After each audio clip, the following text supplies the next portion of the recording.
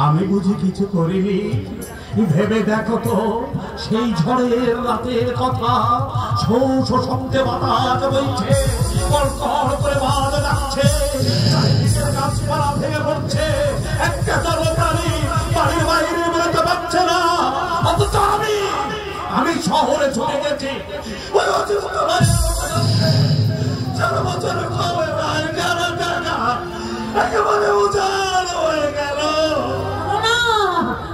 কথা তুমি বলো না, আমার গায়ে কাঁটা দিচ্ছে।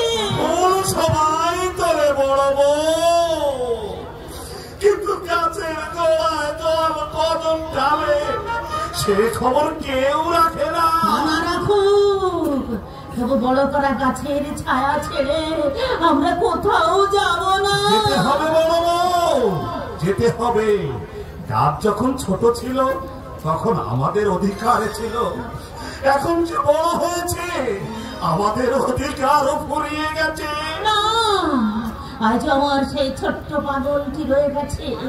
আজ আমি ভাত বেড়ে না দিলে ও ভাত খায় না, আজ আমি জল তুলে না দিলে ও চাল করে না, আজ আমি আয়না ধরে ওর সামনে দাঁড়ালে ও মাথায় চিরুনি দেয় না।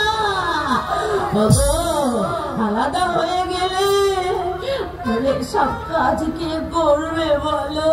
কেন, আমি তো রয়েছি। আজ থেকে ছোট বউ করবে, তার বউয়ের কাজ। আর এই বড় বউ করবে তার মায়ের